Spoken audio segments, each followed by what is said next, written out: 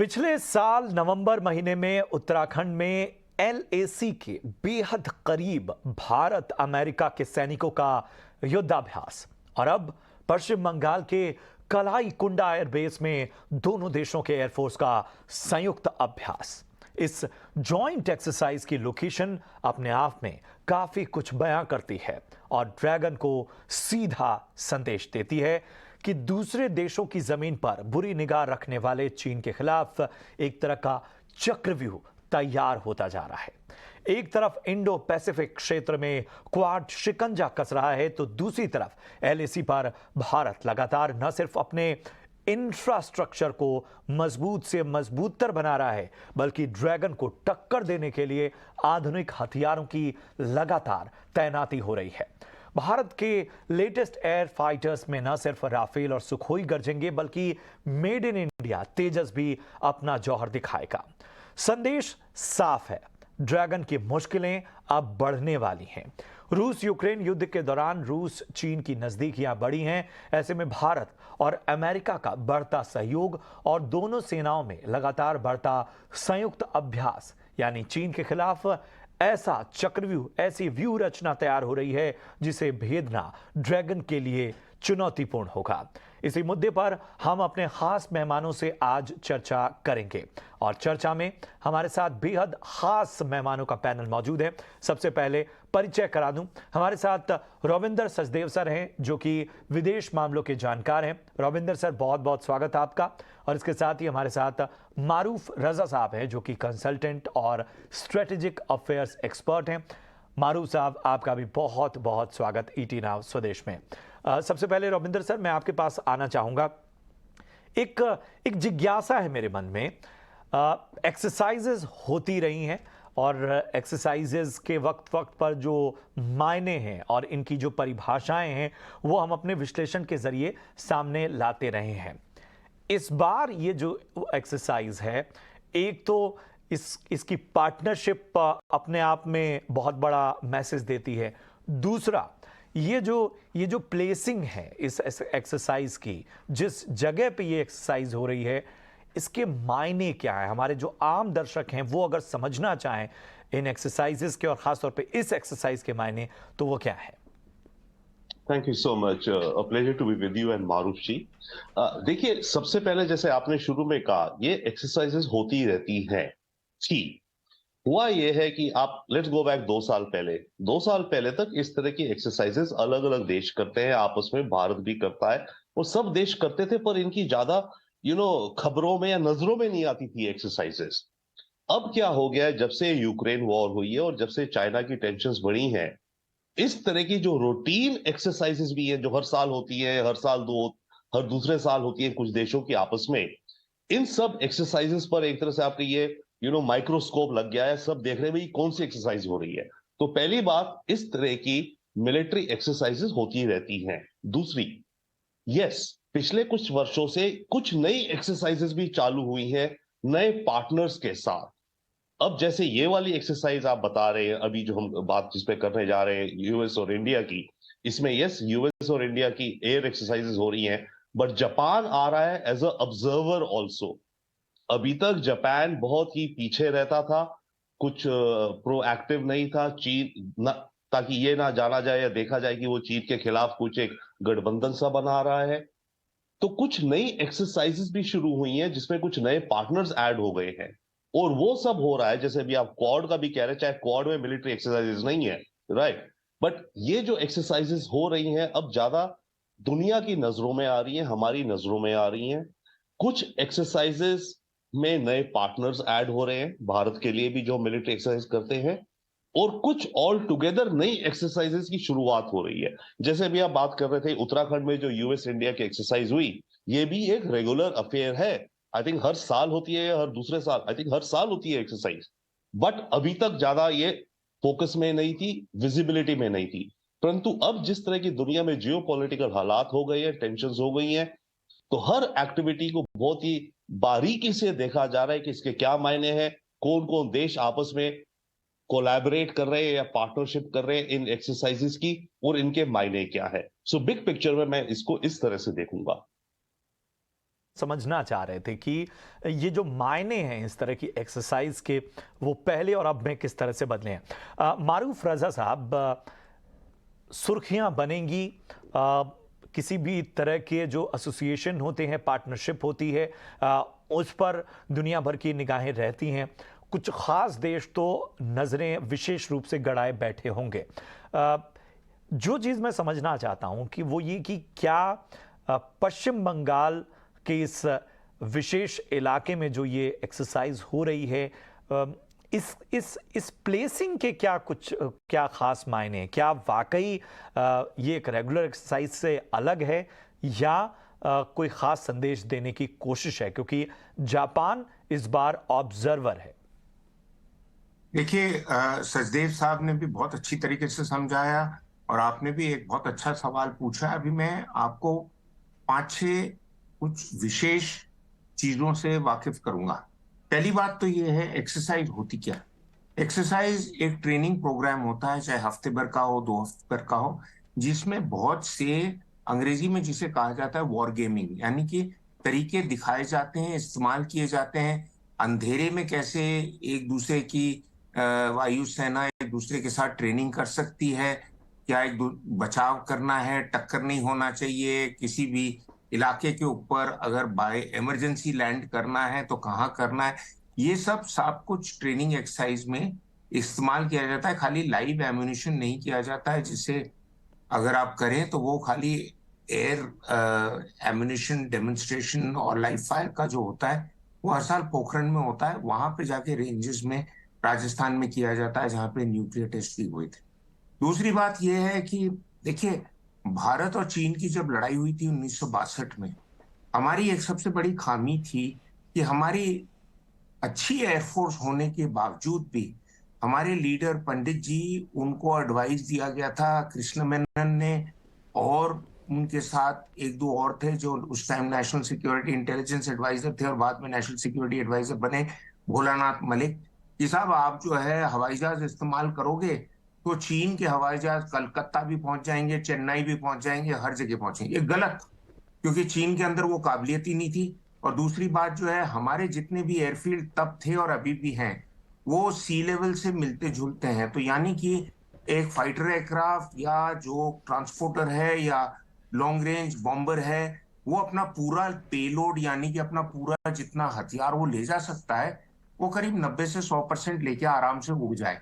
और चीन की जो एयरफोर्स है, वायुसेना अभी भी जो है हमारे खिलाफ है, वो तिब्बत में, उनको वहां की ऊंचाई के बाद वजह से वो अपना आधा भी लोड नहीं ले सकते और उनका रेंज भी कम हो जाता है, उनके अंदर फ्यूल भी कम होता है। तो इसलिए जहां 500 किलोमीटर का रेंज कर सकती थी, अब 200-250 किलोमीटर। अब तीसरी बात ये कलाई कुंदा की आ गई। देखिए, काफी इंपॉर्टेंट एयर बेसिस जो हैं हमारे जरूरी, वो उधर भी हैं, गुवाहाटी की तरफ भी हैं, हाशिमारा में भी हैं। और मैंने जितना पढ़ा है कि ये ट्रेनिंग जो है आगरा तक हो रही है। तो यानी कि सेंट्रल और ईस्टर्न कमांड जो है एयरफोर्स की, वो अपने पूरे जो चीन के खिलाफ उन्हें हरकतों की तैयारी करनी है, वो इधर कर रही है। क्यों अमेरिका के साथ कर रही है? देखिए साहब, पहले तो झिझक होती थी कि इन सब के साथ हम ट्रेनिंग नहीं करें, और अमेरिका ने भी पैर गाड़ रखा था जमीन के ऊपर कि भाई जब तक आप पूरी तरीके से हमारी तरफ नहीं आ जाएं और आप रशियन इक्विपमेंट वगैरह को नहीं छोड़ दें तो हम आपके साथ ट्रेनिंग नहीं कर सकते। लेकिन अब वो अमेरिका की जिद हट गई है, तो हम रशियन इक्विपमेंट रखने के बावजूद भी अमेरिका के साथ ट्रेनिंग एक्सरसाइज कर रहे हैं और चीन को मैसेज दे रहे हैं या इनको इशारा दे रहे हैं कि बॉस, अगर तुमने इस बार कुछ अगर करने की कोशिश की तो तुम्हारे सैनिक बाउंड्री में लड़ाई जैसे ही छेड़ेंगे तो ये हमारी हवाई जहाज आके तुम्हारे पीछे से तुम्हारी दुम को जला देगी। और हम इस टाइम एक्सरसाइज के अंदर काफी रशियन इक्विपमेंट इस्तेमाल कर रहे हैं, सुकोई को कर रहे हैं और उसके बाद मिग-29 को कर रहे हैं। और हमारे इस एक्सरसाइजेस के अंदर अमरीकी C-17 हेवी लिफ्ट एयरक्राफ्ट है और इसके साथ साथ जैसे आपने बताया तेजस है। और ये खाली हम अमेरिका के साथ नहीं कर रहे हैं, अभी कुछ समय पहले हमने दुबई में भी जाके मिडिल ईस्ट के साथ भी किया था ये। तो हमारी वायुसेना, और मैंने खुद इसका प्रूफ देखा है लोहेगांव एयरबेस पूना में कई साल पहले, जब मैं अपना सीरीज बना रहा था लाइन ऑफ ड्यूटी, और मुझे वहां बेस कमांडर साहब ने दिखाया कि जब अमेरिका के साथ और उनके F-16 के साथ भी, उस जमाने हमारे पास तो रफाल ना था, राफेल इस्तेमाल हो रहा है अभी एक्सरसाइज के अंदर, ना ही हमारे पास इतने अच्छे हवाई जहाज थे जितना वो F-16 का डंका बजाते थे। लेकिन इनकी हाईटेक वेपन सिस्टम अगर हटा दी जाए तो हमारे एयरफोर्स के पायलटों ने अमरीकों को एक्सरसाइज की खेलों के अंदर जो इनका जो वॉर गेमिंग प्रोसेस होता है, इसमें 9 में से 10 बार गिरा के मारा, वो एक ही बार उनको सक्सेस मिली। तो अमरीकी भी दंग हो गए कि साहब आपकी पायलटों को आप क्या खिलाते, खिलाते कुछ नहीं है। हमारे सेनाओं के अंदर, तीनों सेना में ट्रेनिंग एक धर्म है, और ट्रेनिंग में ही एक्सरसाइज किया जाता है, ट्रेनिंग में ही कोर्सेज सारा साल चलते हैं। और जिन लोगों के दिमाग में ये बात आती है कि साहब लड़ाई पता नहीं कब छिड़ेगी ना छिड़ेगी, सेना की जब तक वो क्या कर रही है, पार्टी कर रही है, बीन बजा रही है, क्या कर रहे हैं साहब, दिन रात ट्रेनिंग कर रही है। मैंने अपने आंखों से देखा है नाइट फ्लाइंग कैसे होता है, नाइट लैंडिंग कैसे होता है, कोऑर्डिनेशन कैसे, रात रात को 3-3-4 बजे ऑप्स रूम में ब्रीफिंग होती है। तो ये सब बिल्कुल लड़ाई का माहौल बना के ये ट्रेनिंग एक्सरसाइज होती है कि अगर खुदा ना खास्ता मौका ऐसा खड़ा हो तो अमरीकी जहाजों में, एयरक्राफ्ट कैरियर के अंदर उनकी जो फ्लीट्स में घूम रही है जहाजें, वो फटाफट आएंगी और करेंगी। अब आएंगी या नहीं करेंगी हमारे मदद, ये बहुत बड़ा सवाल है, और इस सवाल का जवाब मैं भी नहीं दे सकता हूं, वो मोदी जी ही दे सकते। ठीक है, बेहतर बात। और इस बीच हमारे साथ एक और ख़ास मेहमान जुड़ चुके हैं। विंग कमांडर प्रफुल्ल बख्शी साहब हमारे साथ जुड़ चुके हैं, जाने माने डिफेंस एक्सपर्ट हैं। प्रफुल्ल सर, आपका भी बहुत बहुत स्वागत। और मेरा अगला सवाल आपसे ही है। हमने देखा कि जब पिछली दफ़ा औली में जब इस तरह के युद्धाभ्यास चल रहा था, जब एक्सरसाइज चल रही थी, तो चीन को बड़ी मिर्ची लगी थी और उसने बहुत सारे समझौतों का हवाला दिया था कि ये भारत और चीन के जो एक तरह के विश्वास बहाली की जो तमाम चीज़ें चल रही हैं, उसमें इस तरह की भारत और अमेरिका की जो एक्सरसाइज है वो रोड़ा डाल रही है। ऐतराज़ ऐसी जगह पे जहाँ पे ख़ास तौर पे भारतीय सेना, जो कि हाई एल्टीट्यूड में हमेशा से काम करने के लिए उसको एक्सपर्टीज़ है, उसके बावजूद इस तरह की एक्सरसाइज वो वक्त वक्त पे करती रही है। और अब हम देख रहे हैं कि एक और ख़ास एक्सरसाइज नज़र आ रही है। क्या आपको लगता है कि चीन को इससे भी मिर्ची लगेगी आने वाले वक्त में? देखिए, थैंक यू वेरी मच। माफ़ करना, मैं थोड़ा टेक्निकल प्रॉब्लम से देर हो गई। अभी जो मरूफ रजा साहब कह रहे थे, ये बड़ी उन्होंने मेरे मुंह की बात छीन ली। बिल्कुल यही बात हुई थी। मैं आपको बता दूं, चीन को प्रॉब्लम आई थी सबसे पहले 1962 में। 1962 में जब हमारी हार हुई थी, अमेरिका ने रियलाइज किया कि हम जो एड नहीं दे पाए, हम नहीं ले पाए, वो पॉलिटिकल रीजन था, और किस तरीके से हमने अपने फाइटर्स हटा दिए। तो 5 नेशंस की एक्सरसाइज कलाईकोंडा में हुई थी 1963 में। उसको कहते थे एक्सरसाइज शिक्षा। उसमें Australia, Canada, America, United kingdom और इंडिया ये आए थे, और उनके सुपर सेबर से अमेरिका और कनाडा के कैनबरास, जेवलिन, ये सारे जहाज थे उस समय के नैट्स और हंटर्स हमारी तरफ से थे। उस समय भी ये रियलाइज किया गया था कि आपको आज इंडियन एयरफोर्स का स्टैंडर्ड बहुत हाई है। और मैं आपको बता दूं कि अब जो उसके बाद में कोप इंडिया एक्सरसाइजेस हुई हैं, खासकर जो अमेरिका ने की हैं, कलाईकोंडा को पहले भी इंक्लूड किया गया था। क्यों?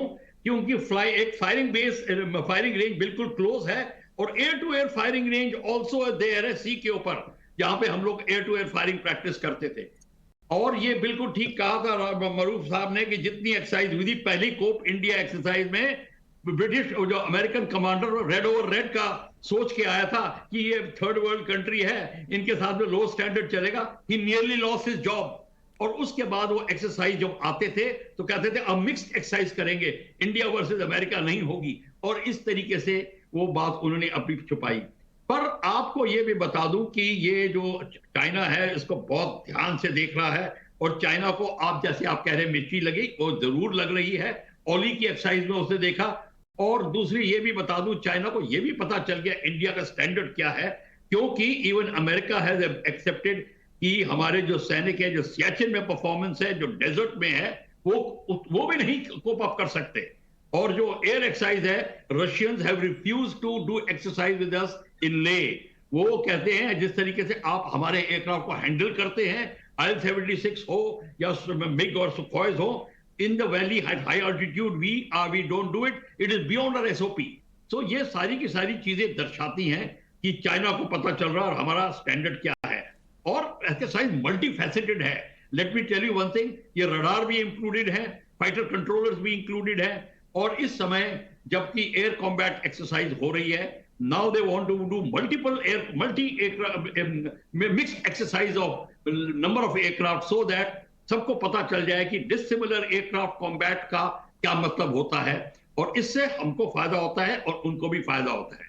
रशियन वेपन्स जो हम यूज कर रहे हैं, America wanted to see the Sukhoi 30 MKI performance, और उनको बहुत रंज हुआ कि they can not meet the performance of Sukhoi 30 MKI, क्योंकि पहले होता था जब 63 में, उस समय तक ये धारणा थी कि अब तो गन्स का मामला चला गया है, अब तो मिसाइलों से लड़ाई होगी, और उन्होंने जब वियतनाम में मार खाई तो उनको पता चला air combat and dog fight चलती रहेगी, और वहां पे India scores over them very badly, very nicely, in the sense कि हमारा स्टैंडर्ड इतना हाई है, and that is why Sukhoi 30 MKI या MiG-29 they are air superiority fighters.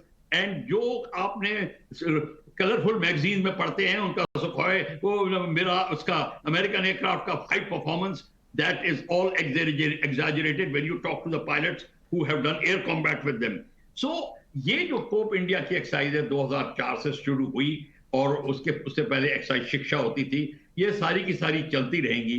अब Japan has also entered this, ये बिकॉज जापान हैज रियलाइज कि जब हम वहां पे जापान में अभी एक्सरसाइज करके आए हैं, हमारा स्टैंडर्ड क्या था, तो now Japan has come as an observer, and this shows their now thinking, strategic joint thinking of America, Japan and India in the Indo Pacific area. And this is a precursor of what जो हम देखने जाने हैं कि अब आगे Indo Pacific area में क्या होने वाला है, हाउ फ्यूचर एयर एक्सरसाइजेस और एयर नेवल एक्सरसाइजेस कंबाइंड जो होंगी वो किस तरीके से और कैसे होंगी, तो चाइना को इसका भी खतरा हो रहा है।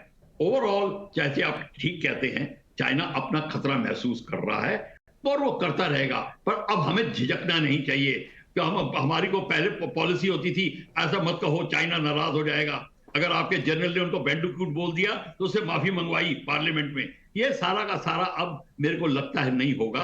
हमें अब जागरूक हो जाना चाहिए, और एब्सोल्युटली अपनी जो कैपेबिलिटी है उसको सामने जाहिर करना चाहिए। चाहे अब रफाल आ गया है, यस, रफाल की परफॉर्मेंस और भी अच्छी होगी, कई एरियाज में रफाल इज सुपीरियर ऑल्सो, वो उसको भी देखा जाएगा।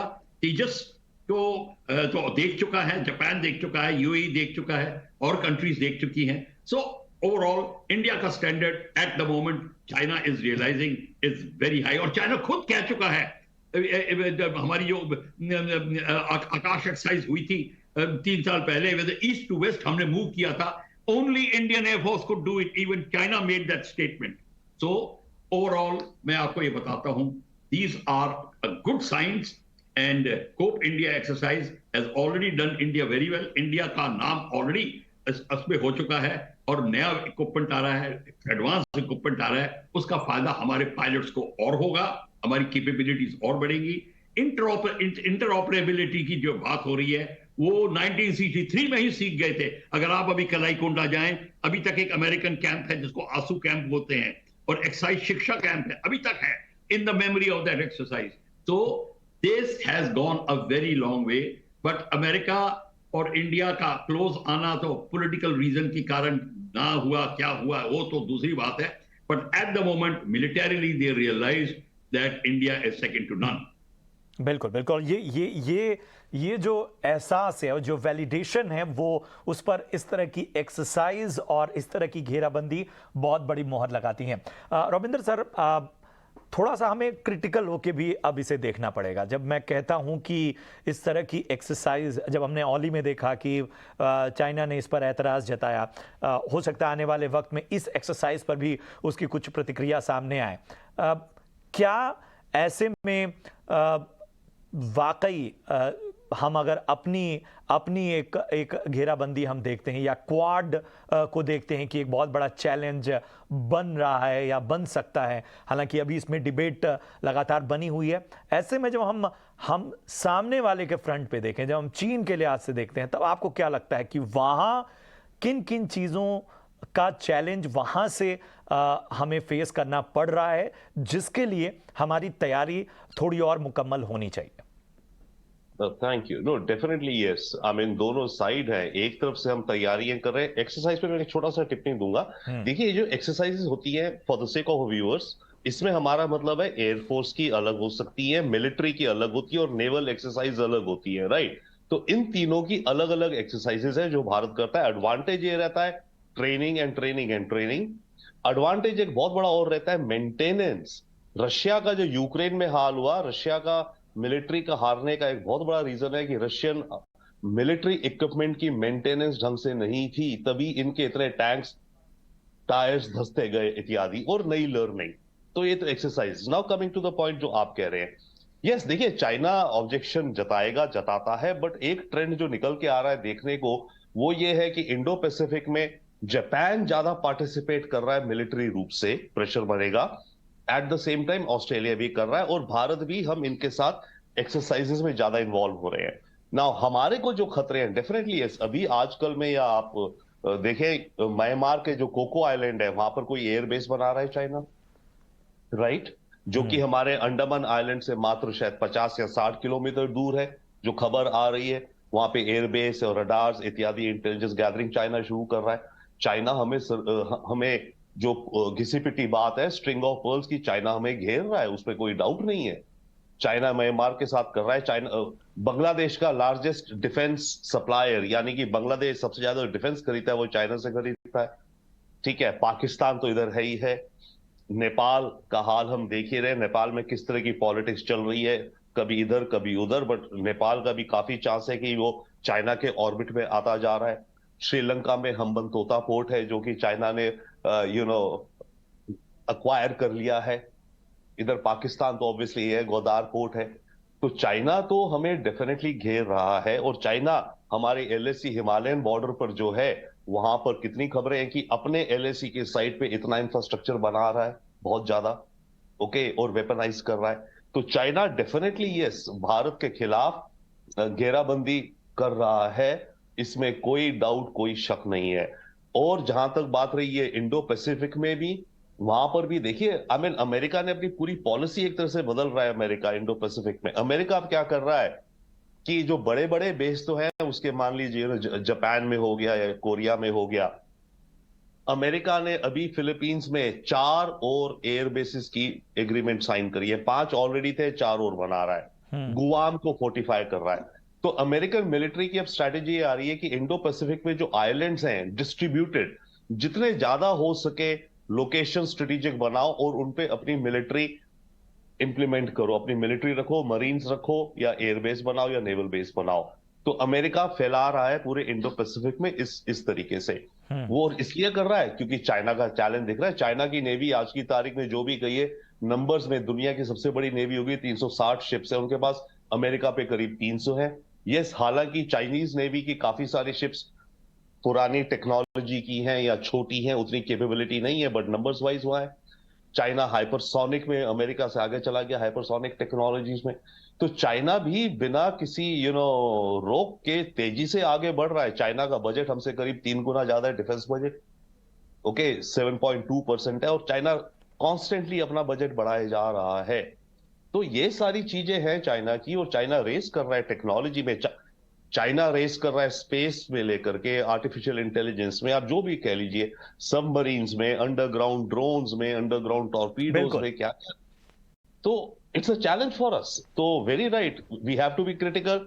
Yes, we are strong, but we got to realise कि चाइना भी एक बहुत तेजी से, चाइना अपना कंपटीशन तो अमेरिका से देख रहा है भाई। वो इंडिया को तो अभी तक इग्नोर करता था, अब ऑफ कोर्स हमारा ओवरऑल पोजीशनिंग बदल गई है, हमारी कैपेसिटीज, कैपेबिलिटीज, और सबसे बड़ी बात आई थिंक हमारा विल, हमारे विचार काफी बदल गया है चाइना को लेकर के। वो एटीट्यूड भी बदल रहा है, और चूंकि पूरी दुनिया भारत को एक मौके के तौर पर देख रही है, इन्वेस्टमेंट के तौर पर देख रही है, हम डिफेंस की तमाम डील्स की जब बात करते हैं तो भी हम देख रहे हैं कि एक बहुत बड़ा बाजार भारत बन रहा है, और शायद चाइना को ये बात हमेशा से नागवार गुजरेगी। एक आखिरी सवाल मारूफ रजा साहब, समय मेरे पास कम है, मैं आपसे लेना चाहूंगा। अमेरिका पर हम ये वॉर एक्सरसाइजेज हम जानते हैं कि एक फ्रेम है, उसके तहत ये वॉर एक्सरसाइजेज होती हैं। फिर भी चीन के चैलेंज के मामले पे हम अमेरिका पर कितना यकीन कर सकते हैं या उस पर कितना भरोसा किया जा सकता है? क्योंकि चाहे हम रशिया यूक्रेन वॉर देखें, चाहे हम चाइना ताइवान कॉन्फ्लिक्ट देखते हैं, अब वो स्टैंड को लेकर या उस स्टैंड पे कायम रहने और उसके बाद जब बात आती है फ्रंट पर आने की, तो वहां पर अमेरिका के रवैये पर एक प्रश्न चिन्ह हमेशा लगा रहता है।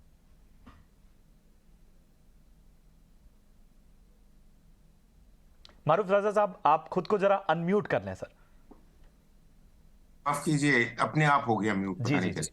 बट 3-4 पॉइंट है। पहली पॉइंट यह है कि अमेरिका कहीं पे भी इन्वॉल्व होगा ना, उसको उसमें फाइनेंशियल गेन या फायदा जरूर नजर आना चाहिए। नहीं तो अमेरिका कहेगा तुम्हारी लड़ाई है, तुम लड़ो जाके। अफगानिस्तान में इसलिए गया क्योंकि एक धंधा था। यूक्रेन में भी अभी तक अमेरिकी राष्ट्रपति ने कहा है we will defend Ukraine with the last Ukrainian. ये नहीं बोला है कि अमेरिकी लोग आके वहां पे यूक्रेन को डिफेंड करेंगे।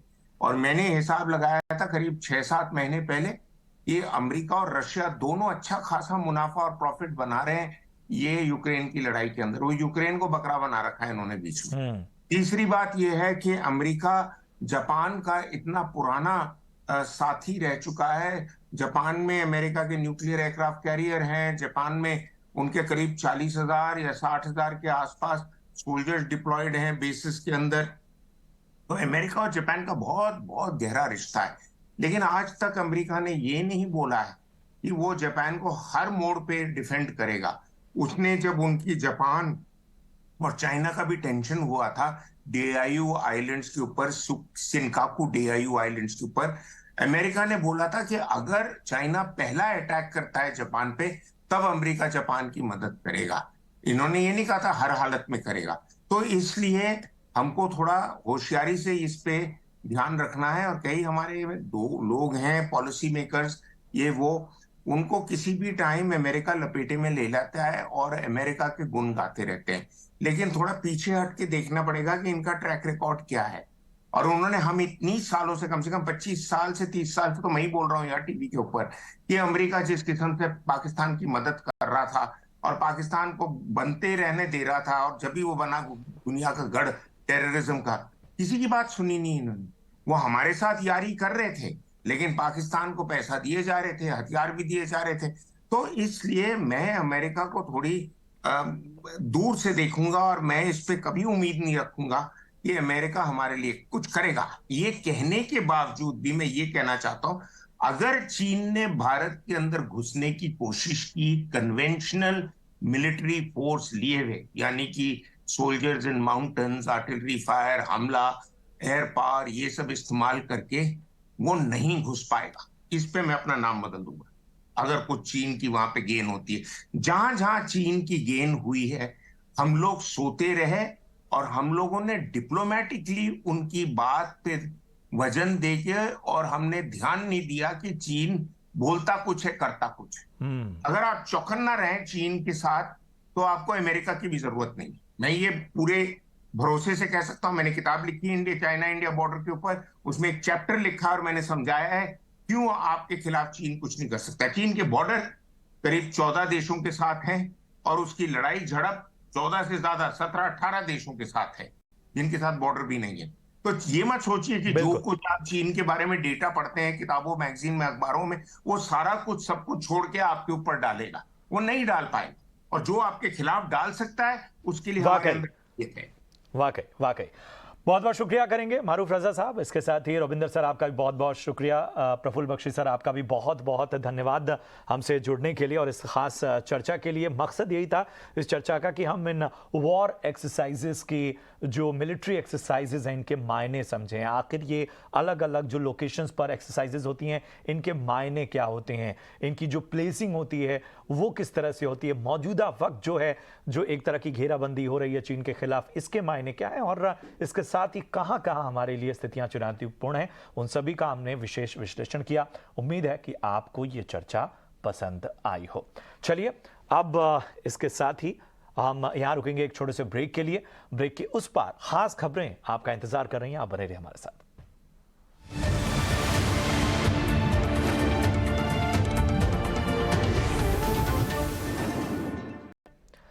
चलिए ब्रेक के बाद स्वागत है आपका। बढ़ते हैं आगे, बात करते हैं राहुल गांधी की।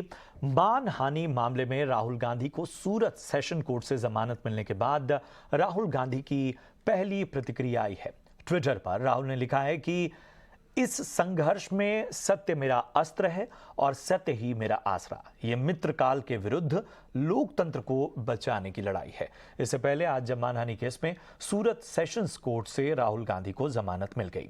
मामले की अगली सुनवाई 13 अप्रैल को होगी। बता दें कि इस दौरान कांग्रेस महासचिव प्रियंका गांधी समेत कई राज्यों के कांग्रेस नेता राहुल गांधी के साथ सूरत सेशन कोर्ट पहुंचे थे। राहुल गांधी सूरत से दिल्ली लौट आए हैं।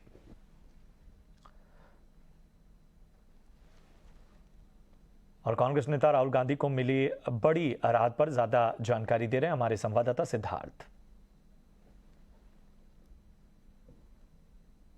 सूरत में लोअर कोर्ट के ऑर्डर पे स्टे को ग्राह्य रखते हुए कोर्ट ने 13 अप्रैल की तारीख अब दी है। 13 अप्रैल को पूरी जो सुनवाई है वो आगे बढ़ेगी। सवाल, विवाद और बवाल, इन तीनों चीजों के बीच में आज का दिन निकला और आज के दिन में सबसे बड़ी जो तस्वीर निकल करके आई वो ये निकल करके आई कि राहुल गांधी, उनके साथ में प्रियंका गांधी और वकीलों की पूरी फौज और साथ में बड़ी संख्या में कांग्रेस के दिग्गज नेता, सभी राज्यों से, बड़े बड़े राज्यों से जो मुख्यमंत्री थे कांग्रेस से शासित प्रदेशों के, वे सभी यहां पर मौजूद रहे एक तरह से हौसला अफजाई करने के लिए, क्योंकि 23 मार्च को जब उन्हें सजा सुनाई गई थी उस वक्त कोई बड़ा नेता वहां पर था नहीं।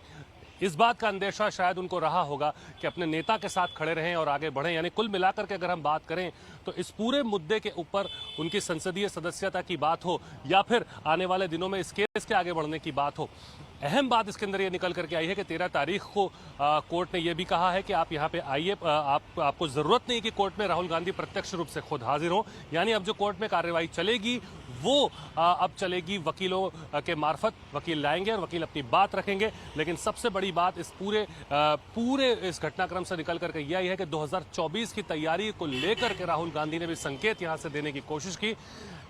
बीजेपी जहां इसे शक्ति प्रदर्शन बता रही थी, कांग्रेस लगातार आज राहुल गांधी की मौजूदगी और बड़े नेताओं की मौजूदगी को बता रही थी सामान्य जन तक उनकी आवाज पहुंचने का एक जरिया। और इन सभी परिस्थितियों के बीच में देखना बहुत दिलचस्प होगा। और एक और अहम बात, 3 तारीख यानी 3 मई को भी एक सुनवाई है जिसके अंदर उनकी संसदीय सदस्यता को लेकर बात होगी।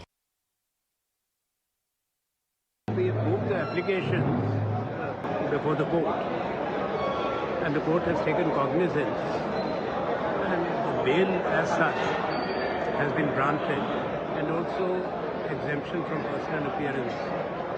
We hope that when the matter is listed now for hearing on the 13th, relief will be given, and the sentence as such will be suspended. That's what should be the logical course, considering that it was a deeply flawed judgment against which we are appealing. और इधर नए financial year के पहले दिन बाजार आज दिन भर में एक दायरे में कारोबार करता दिखा। निफ्टी निचले स्तर से 80 अंक सुधरकर लगातार तीसरे कारोबारी दिन तेजी के साथ बंद हुआ। निफ्टी के 50 में से 33 स्टॉक्स हरे निशान में बंद हुए। हीरो मोटोकॉर्प और कोल इंडिया ने निफ्टी की इस तेजी की अगुवाई की। अच्छे ऑटो बिक्री के आंकड़ों से आज निफ्टी ऑटो 1.5% की तेजी के साथ सभी सेक्टोरल इंडेक्स में सबसे आगे रहा। निफ्टी बैंक में भी निचले स्तर से करीब 250 अंकों की तेजी नजर आई। निफ्टी मिड कैप दिन की रिकॉर्ड ऊंचाई पर बंद हुआ। निफ्टी स्मॉल कैप ने भी लगातार तीसरे कारोबारी दिन अच्छी तेजी दिखाई। दिन भर बाजार में कैसी रही हलचल और कल के लिए क्या ट्रिगर्स हो सकते हैं, हमारी सहयोगी प्रियंका उप्पल आनंद इसका ब्यौरा दे रही हैं। आज देखिए, जब ग्लोबल सिनेरियो से ग्लोबल स्ट्रेंथ के चलते आपको सबसे पहले तो एक गैप अप मिला। आप बैंक्स को स्ट्रॉन्ग देख रहे थे जब ओपन हुए। हालांकि निफ्टी दिन भर में एक दायरे में जरूर रहा, लेकिन आपको सेंटिमेंट पुल बैक पे हर बार एक बाइंग का ही दिखा। चाहे भले छोटी बाइंग थी, लेकिन कई सारे सेक्टर से स्पेसेस है जिन्होंने अच्छा खासा परफॉर्मेंस दिखाई। ब्रॉड बेस्ड बाइंग आपको दिखाई दी, सिर्फ शॉर्ट कवरिंग नहीं, आपको लॉन्ग बिल्टअप होते हुए भी दिखाई दिए। कौन से स्पेसेस है जिनमें अच्छी मूव देखने को मिली? बड़े ट्रिगर्स कहाँ थे? पहला था ऑटो नंबर्स। ऑटो नंबर्स के चलते आपने लार्ज कैप स्टॉक्स में हीरो जैसे स्टॉक्स, क्योंकि 2 व्हीलर के अच्छे नंबर्स आए last month. Maruti highest ever annual sales रही उनकी। मारुति में अच्छा एक्शन एक्शन देखने को मिला। इसी तरह से आप आयशर मोटर्स की बात करें, क्योंकि पीवी यहाँ पर भी, और साथ ही कमर्शियल व्हीकल सेगमेंट हो, पीवी सेगमेंट, चाहे टाटा मोटर्स की हो, मारुति की हो, M&M की हो, इन सब में अच्छे नंबर्स आए। इसका क्लियरली इम्पैक्ट आपको आज बाजार में मौका भी मिला लॉन्ग करने का, और कुछ गैप अप में भी आपको यहाँ गेंस देखने को मिले। सो क्लियरली ऑटो पैक में चाहे टू व्हीलर्स हो, कमर्शियल व्हीकल हो, पैसेंजर हो, सब में बाइंग दिखी। ऑटो एंसिलरी में भी मूव थी। ये एक स्पेस था जो क्लियरली मूव कर रहा था। दूसरा स्पेस था क्योंकि क्रूड में जो सडन जंप निकल कर आया सप्लाई कट होने के चलते, आपने जितने भी रिफाइनरीज काउंटर्स को देखो, चाहे वो ONGC हो, for that matter Chennai Petrochem, Oil India, और in fact to some extent Reliance भी हो, इन सब में अच्छी खासी मूव देखने को मिली। टॉप गेनर्स में अगर आप पहले 5 टॉप गेनर्स की बात करें तो आपको ONGC के जैसे काउंटर्स देखने को मिले। ऑटो स्टॉक्स थे इस लिस्ट में शुमार, और साथ ही पावर्स में से, क्योंकि पावर टैरिफ भी एक रीज़न था। पूरे अक्रॉस द कंट्री में कई सारे रीजन्स में पावर टैरिफ बढ़ाया जा रहा है, जिसके चलते आपको पावर स्टॉक्स में तो एक्शन था ही, कोल इंडिया जैसे स्टॉक्स में भी एक्शन था, क्योंकि पावर जनरेशन के लिए कोल एक बड़ा कॉन्स्टिट्यूएंट होता है। सो ये सारे स्टॉक्स है जहां पर अच्छा एक्शन देखने को मिला। At the same time losers कहाँ थे, क्योंकि अगर क्रूड जब बढ़ता है तो ऑयल मार्केटिंग कंपनीज के लिए नुकसान होता है, इसलिए BPCL, HPCL जैसे काउंटर्स जो थे वो लगाट थे, उन पर डेंट देखने को मिला। प्रॉफिट बुकिंग आपको उन स्पेसेस में देखी, हेल्थ केयर काउंटर्स में जहां पिछले हफ्ते तक मूव थी। IT ड्रैगर था, जिसकी वजह से आपको निफ्टी पर आप एक रेंज बाउंड मूव देख रहे थे, नहीं तो अदरवाइज बैंक्स ने अच्छा परफॉर्मेंस किया, कमबैक किया। बजाज ट्विंस फाइनेंस काउंटर्स ने अच्छी मूव देखने को मिली, और स्टॉक्स लाइक मिड कैप में भी IEX जैसे काउंटर्स हो, JSW एनर्जी जैसे काउंटर्स हो, उनमें अच्छी मूव थी। कुछ स्टॉक्स जहां पर क्लियरली सेटबैक था, KPIT कमेंट्स में एक अच्छी खासी 13% तक की डाउनसाइड मूव देखने को मिली, क्योंकि वहां पर एक डाउनग्रेड निकल कर आया। और इसके अलावा कुछ स्पेसेस सेरेमिक टाइल्स के काउंटर्स थे जहां पर अच्छी मूव थी। तो बहुत सारी थीम्स बाजार में एक्टिव थी, mid cap banks, hotel stocks, power ancillary, जहां पर आपको अच्छी खासी मूव देखने को मिल रही थी। रेंज वाइज तो आप निफ्टी पर एक रेंज बाउंड ट्रेड देख रहे थे, लेकिन बायस ऊपर का दिख रहा है। बैंक्स पे भी आप देखें तो अच्छी मूव के साथ आज बाइंग देखने को मिली है। इधर अप्रैल में करीब आधा दर्जन शेयरों का एंकर लॉक इन पीरियड खत्म हो रहा है। इस पर ज्यादा डिटेल्स दे रही हैं पूजा। जी, अप्रैल में करीब आधा दर्जन शेयर्स का लॉक इन खत्म होने वाला है, और हम देखते हैं कि ज़्यादातर शेयर्स जिनका कि लॉक इन पीरियड खत्म होने वाला होता है उसमें दबाव देखने को मिलता है। इसमें अप्रैल से जुलाई के बीच अगर देखेंगे तो करीब 33 कंपनियां हैं जिनका कि लॉक इन पीरियड एंड होगा। अब इसमें जो प्रमुख कंपनियां हैं उसमें Hariom pipes, Kaynes technologies, data patterns और लेटेंट व्यू एनालिटिक्स, इनका लॉक इन पीरियड खत्म होने वाला है, और जिसमें कि सबसे जो कमज़ोर प्रदर्शन रहा था वो है रेडियंट कैश। लिस्टिंग से लेकर अब तक अगर देखेंगे तो 2% का नेगेटिव रिटर्न देखने को मिला, और सबसे शानदार प्रदर्शन था हरिओम पाइप्स का, जिसमें कि लिस्टिंग से लेकर अब तक अगर देखेंगे तो 210% का रिटर्न दिया है। रेडियंट कैश की बात करें तो इसका लॉक इन आज खत्म हो चुका है, 3 अप्रैल थी डेट। सा पॉलीमर्स 10 अप्रैल को खत्म हो रहा है, इलेक्ट्रॉनिक मार्ट्स का 13 अप्रैल को खत्म हो रहा है लॉक इन। केन्स टेक्नोलॉजीज की बात करेंगे तो 17 अप्रैल को लॉक इन खत्म होगा, और हरिओम पाइप्स का 2 मई को खत्म होगा। तो ये तमाम कंपनियों पर आप नज़र रखिए, क्योंकि अक्सर हम देखते हैं कि जब भी ये पीरियड खत्म होने वाला होता है इन शेयरों में दबाव देखने को मिलता है। बढ़ते आगे, स्टेट बैंक ऑफ इंडिया के इंटरनेट बैंकिंग और एप्स में आज कुछ दिक्कतों की खबर आई। इस बारे में तब पता चला जब कई ग्राहकों ने सोशल मीडिया पर इसकी शिकायत करते हुए लिखा कि वो बैंक की डिजिटल सर्विस को एक्सेस नहीं कर पा रहे हैं। पूरा ब्यौरा दे रहे हैं हमारे सहयोगी अंकुर मिश्रा।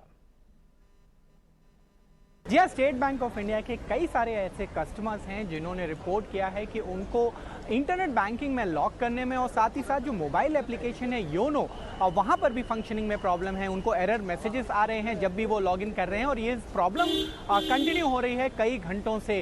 इसीलिए सोशल मीडिया पे कई सारे पोस्ट हैं जो कस्टमर्स ने किए हुए हैं। साथ ही साथ ब्रांचेस की भी बात करें तो वहाँ पर भी कई सारे ऐसे कस्टमर्स हैं जहाँ पर जो मनी ट्रांसफ़र है वहाँ पर इशू आ रहा है, खासकर बल्क अमाउंट में। ब्रांचेस से ये कई जगह बोला जा रहा है कि जो सर्वर है वहाँ पर इशू चल रहा है। आपको हम बता दें, जो ब्रांच का सर्वर होता है वो कोर बैंकिंग सॉफ्टवेयर होता है, वो अलग से कनेक्शन होता है, और जो कस्टमर्स के लिए होता है वो रिटेल फेसिंग अलग से सॉफ्टवेयर होता है। हालांकि दोनों ही जगह कुछ न कुछ प्रॉब्लम्स रिपोर्ट हो रही है। हमने स्टेट बैंक ऑफ इंडिया से रीच आउट करने की कोशिश की, हमें सूत्रों ने यही बताया कि वहाँ पर प्रॉब्लम को रिजॉल्व करने की कोशिश कर रहे हैं, और अभी जो ईटी नाउ स्वदेश की क्वेरीज थी उनका कोई भी जवाब नहीं मिला है। इधर ऑटो कंपनियों के मार्च बिक्री के आंकड़े आए हैं, कैसे रहे नंबर्स बता रही हैं सृष्टि शर्मा।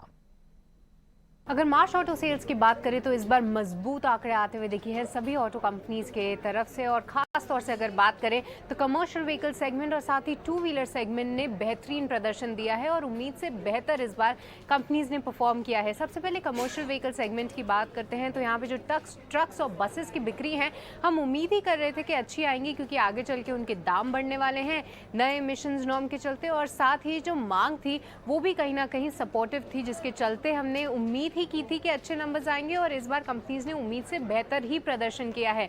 अगर बात करें टाटा मोटर्स कमर्शियल व्हीकल और अशोक लेलैंड की, तो महीने दर महीने उनकी सेल्स में 30% की बढ़त देखने को मिली है। वहीं आयशर मोटर्स VECV की सेल्स में 60% से भी ज़्यादा की हमने ग्रोथ देखी है महीने दर महीने के लिहाज से। पैसेंजर व्हीकल सेगमेंट पे अगर बात करें तो वहाँ पे जो डिमांड थी वो महीने दर महीने लगभग सपाट देखने को मिली है। हालांकि M&M ऑटोमोटिव डिवीजन ने 12% की ग्रोथ भले ही दर्ज की है, पर कहीं ना कहीं पहले जिस तरीके से हम देख रहे थे कि इनकी ग्रोथ के नंबर्स बढ़ते हुए नजर आ रहे थे, अब उस जो गति है उसमें थोड़ी सी धीमापन तो हम आते हुए जरूर देख रहे हैं। पर टू व्हीलर स्पेस पे इस बार बेहतरीन प्रदर्शन देखने को मिला है, क्योंकि जहां पे जो डोमेस्टिक डिमांड थी फाइनली उसमें एक रीबाउंड देखने को मिला है और आगे चल के इनके प्राइसेस भी बढ़ रहे हैं, तो हो सकता है यहाँ पे जो उनकी मांग है इस महीने जो है बढ़ती हुई नजर आई। और उसके खास तौर से देखें हीरो मोटोकॉर्प महीने दर महीने 30% की बढ़त देखने को मिली है। वहीं TVS और आयशर मोटर्स के नंबर भी अच्छे ही आते हुए दिखे हैं और उम्मीद से बेहतर भी रहे। और आखिरी में ट्रैक्टर डिवीजन की बात करें तो यहाँ पे जो बारिश हमें देखने को मिली थी नॉर्दर्न और सेंट्रल इंडिया में, उसका असर ज़रूर थोड़ा सा देखने को मिला है। कंपनीज भी वो हाईलाइट कर रही हैं, पर आगे चल के डिमांड को लेकर पॉजिटिव है और मार्च महीने में 30% की महीने दर महीने ट्रैक्टर M&M के और साथ ही एस्कॉर्ट्स की बिक्री आंकड़ों में हमने आते हुए देखी है। और इसके लिहाज से देखें तो सभी ऑटो स्टॉक्स बस करते हुए नजर आए। Eicher Motors, Bajaj auto, hero MotoCorp, Tata Motors, M&M, Maruti Suzuki, ये निफ्टी के टॉप गेनर्स आते हुए दिखे और साथ ही छोटी ऑटो कंपनी जैसे SML, इसूजू, JBM ऑटो, इन सब में भी एक्शन देखने को मिला। बढ़ते आगे, केंद्र सरकार ऑर्गेनिक फर्टिलाइजर के इस्तेमाल पर इंसेंटिव देने की तैयारी में। एक्सक्लूसिव डिटेल्स दे रहे हैं हमारे सहयोगी प्रकाश प्रियदर्शी। देखिए, फर्टिलाइजर सब्सिडी का जो बोझ है उसको कम करने के मकसद से सरकार एक नई स्कीम लाने जा रही है, जिसका नाम है PM प्रणाम। सूत्रों के हवाले से जो जानकारी हमें मिल रही है, इस स्कीम के ऊपर जो इंटर मिनिस्ट्रियल कंसल्टेशन है उसकी शुरुआत फर्टिलाइजर मंत्रालय ने कर दी है और राज्यों के साथ जो कंसल्टेशन की प्रक्रिया है वो पहले ही पूरी की जा चुकी है। सूत्र हमें बता रहे हैं कि इसी महीने जो फाइनल प्रपोजल है वो कैबिनेट को भेजा जाएगा और फर्टिलाइजर मंत्रालय का प्रयास ये है कि जल्द से जल्द कैबिनेट की मंजूरी ली जाए ताकि इस स्कीम का इस्तेमाल किया जाए और जो फर्टिलाइजर सब्सिडी है उसमें बचत की जा सके। जैसा कि आपको पता है कि PM प्रणाम एक ऐसा स्कीम है जिसके तहत ऑर्गेनिक और बायो फर्टिलाइजर के इस्तेमाल को बढ़ावा दिया जाएगा। इस स्कीम के तहत जो भी राज्य ऑर्गेनिक और बायो फर्टिलाइजर के इस्तेमाल को बढ़ावा देंगे उन्हें डायरेक्ट इंसेंटिव्स जो है वो सेंट्रल गवर्नमेंट की तरफ से दी जाएगी। इंसेंटिव्स का क्राइटेरिया ऐसा होगा कि जितनी सब्सिडी की सेविंग आप केमिकल फर्टिलाइजर के इस्तेमाल को कम करके करेंगे उसका 50% जो है 50% रकम जो है ग्रांट के तौर पे केंद्र सरकार सीधे राज्य सरकार को दे देगी।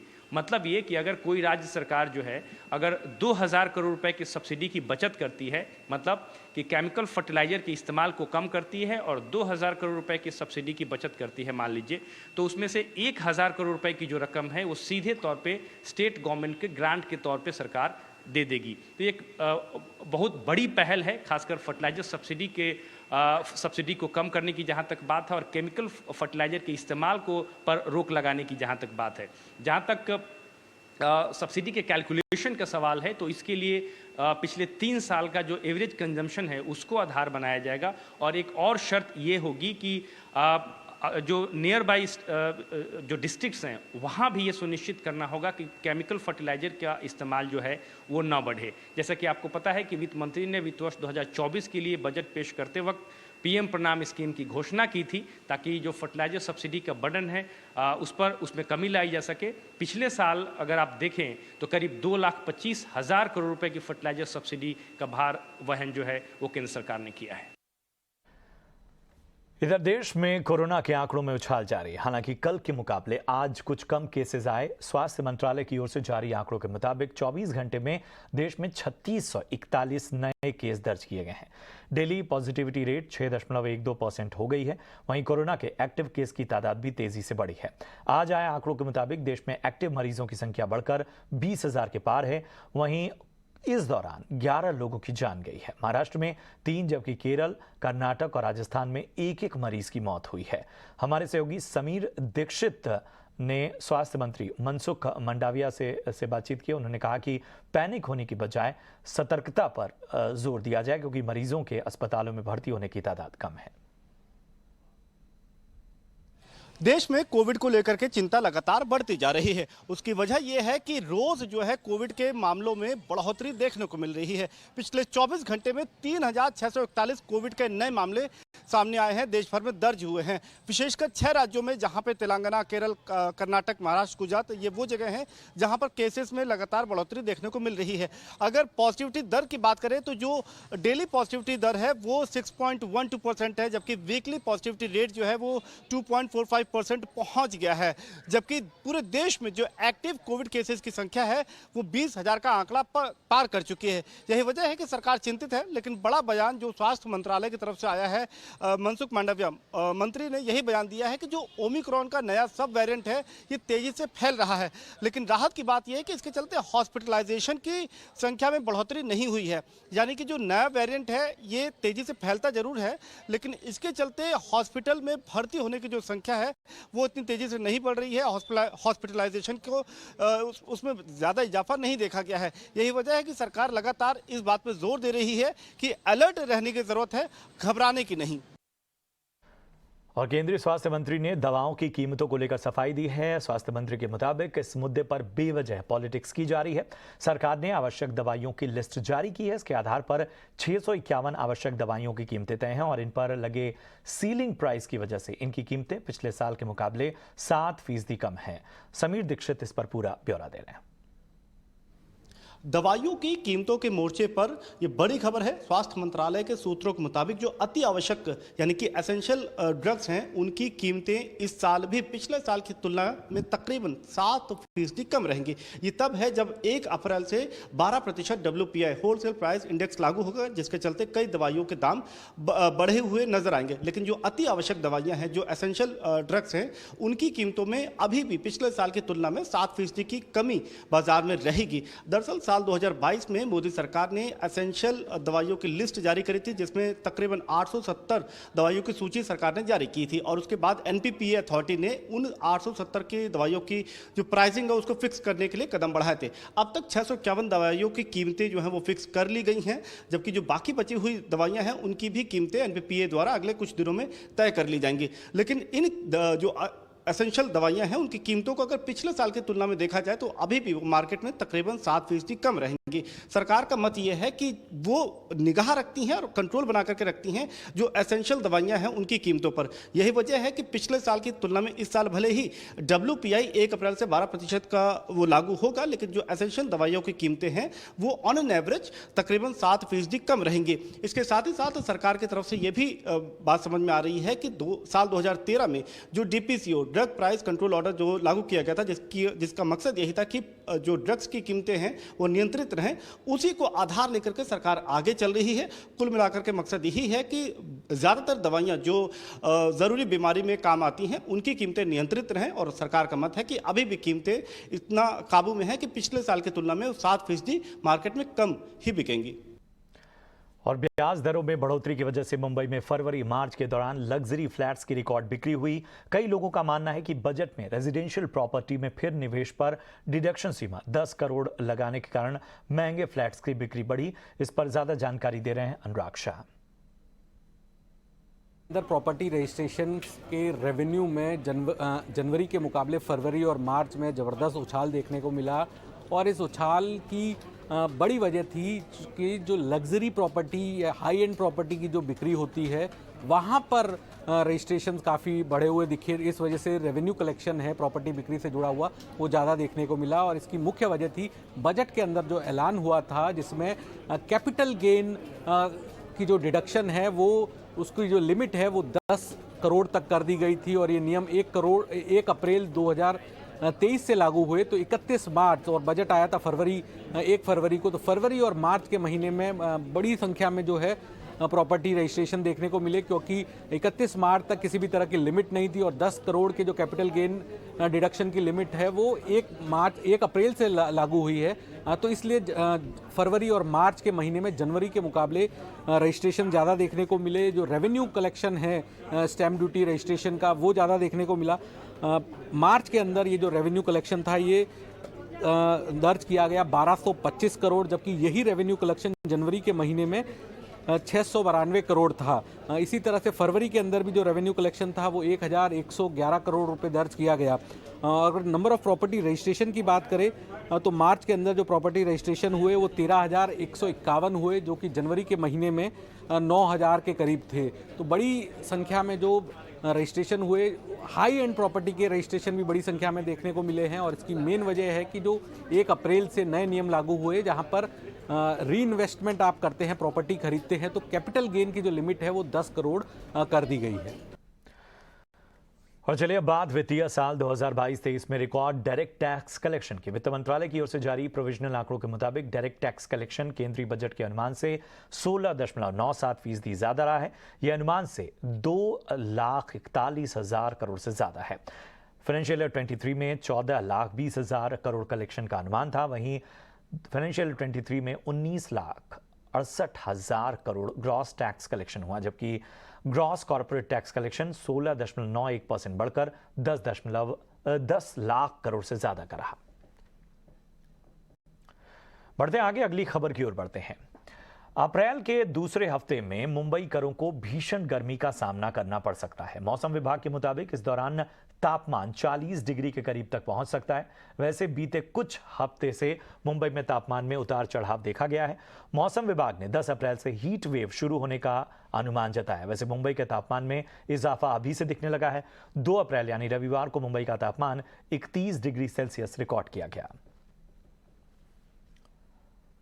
आईपीएल 2023 के ऑफिशियल स्ट्रीमर जियो सिनेमा को धमाकेदार व्यूज मिले हैं। प्लेटफॉर्म का दावा है कि उसे 3 दिनों में 147 करोड़ वीडियो व्यूज मिले हैं, जो पिछले पूरे सीजन में आईपीएल 2022 की डिजिटल व्यूअरशिप से ज्यादा है।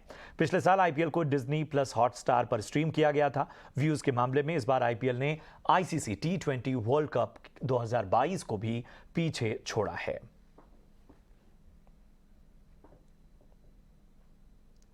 और अजय देवगन और तब्बू स्टारर फिल्म भोला ने अपने पहले वीकेंड में शानदार कमाई की है। फिल्म ने रिलीज के चौथे दिन 13 करोड़ 48 लाख का कलेक्शन किया। इस तरह फिल्म की 4 दिनों की कमाई 44 करोड़ के पार जा चुकी है। फिल्म को वैसे कमजोर ओपनिंग मिली थी, जहां पहले दिन फिल्म ने सिर्फ 11 करोड़ से थोड़ी ज्यादा कमाई की, तो दूसरे दिन फिल्म का कलेक्शन 7 करोड़ 40 लाख रहा। वहीं तीसरे दिन फिल्म ने 12 करोड़ 20 लाख बटोरे। और चलिए अब जाते जाते आपको दिखाते हैं श्रीनगर में एशिया के सबसे बड़े ट्यूलिप गार्डन की झलक। जहां आई बहार हर किसी का मन मोह रही है। 10 दिन में 1,35,000 से ज्यादा टूरिस्ट इस ट्यूलिप गार्डन का दीदार कर चुके हैं।